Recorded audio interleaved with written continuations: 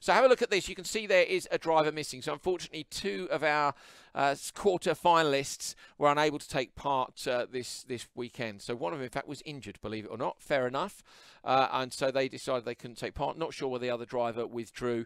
So we've got a 3-car race this time out. And Katie, that helps because less traffic means less carnage. Less traffic, exactly. In Rallycross, that is so important. You know, that's one of the harshest things about the sport is what's out of your control. You know, if you get spun off, and we've seen it happening in the practice this morning, you know, some of the kind of favourites going into this event have been spun off and they finish, you know, down the field. And it's just the nature of motorsport, isn't it, at the end of the day?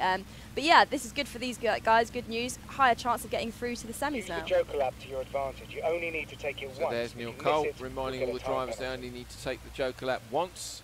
Should they jump the start, by the way, they get a massive time penalty here. We're not doing double Jokers, so if they jump the start, they will be in a world of, well, basically they won't be in the semi-final, put it that way. Onto the wet now. Yep. So this now on the inside is Ludovic Lopez. Then we've got Dean Wilson and Troy Wood. So Troy Wood left of your screen, Dean Wilson we're right behind now, Ludovic Lopez on the inside. VRS El Tioto is Ludovic Lopez, Wilson Racing is Dean Wilson. Dean Wilson with a great start from the middle slot on the grid. Alongside him though, Troy Wood going up towards turn 1. Troy trying to turn in, but he gets nudged wide, and then on the inside, cleverly done there. Ludovic Lopez just goes deep on the brakes to push them wide. He's going to be close on the run down the hill though towards the braking zone. Who's going to dare to go latest in these wet conditions? Anybody going to run wide? Just about holds on, goes sideways now, trying to find traction desperately side by side. You can see the positions changing constantly onto the dirt. And this is actually giving into the hands of P3 into the right-hander and coming round towards the out. And in fact, so the third place driver there looked like he was going to go Joker and didn't. And now he's ended up in the barrier, has to spin the car back round. Oh, unlucky there. That's Troy Wood. So Troy got lucky there because the 2 cars in front of him got in a squabble, Katie, and he was able to close down. But for me, should have gone Joker there when they were that close together. Yeah, it would have opened up the field a little bit. You've got to take those chances sometimes, haven't you? You know, getting spun out like that is such a shame in conditions like this, especially in the wet. It's just yeah. And from P3, why not go Joker? You know, you've got nothing to lose really by sticking in there. There's only 3 cars. You're not going to come out in traffic, so it's unlucky.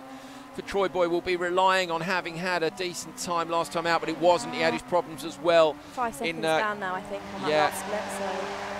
So. And was unfortunately was a 3:44 in the qualifying race earlier on. So Troy, unfortunately, there looks like he's not going to make it through to the semis. We'll see though. All still to play for.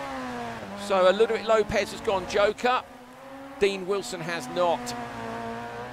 So we're following Dean Wilson now as he comes up over the crest. Is he going to respond to that Joker and go early, or is he going to be confident and stay out? See, this is another one. Do you respond early, but then have the car behind you for pressure, but know you've got track position, or do you give them time to stick the good laps in and maybe close you down? What do you do? I guess it's easier to manage. You know, if you go Joker early, then you can see him behind you. You can manage that gap for the remaining laps of the race. But he has got a lead of 3 seconds, so he should be okay. You know, if we're basing a Joker lap at just over a second, he should keep that lead by about another 1.5 seconds. Yeah, absolutely.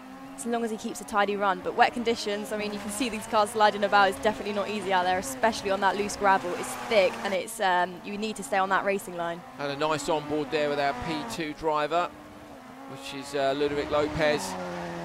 Following Ludovic Lopez now, Katie said he's 3.1 off.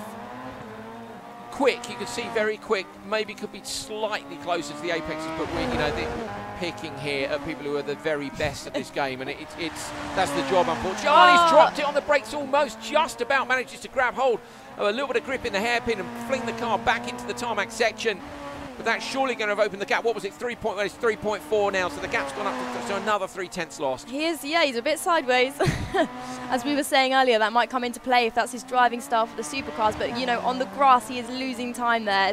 All the time you spend sliding, although it feels fast in the car, actually, when you look at the clock, it's not always the fastest way on track. It's a good way for a passenger ride, isn't it? If you give a passenger ride, you always go sideways, don't you? And they're like, everyone's wow. It is the unwritten rule. Yeah, exactly. Passenger rides must be sideways. So Dean Wilson out front in this one, over the crest on the loose. 6th lap, so he's got to drop into the Joker. Here we go, smoothly and straight in. You're looking now at P2. Not going to be near enough. Dean Wilson's going to take this one. You're riding on board with 3rd place Troy. Through that left-hander and over the line. And there we go. So it is indeed Dean Wilson that takes it from Ludovic Lopez and Troy Wood. So what was Dean's time? 3:32.0. So he went, he went many seconds faster than earlier.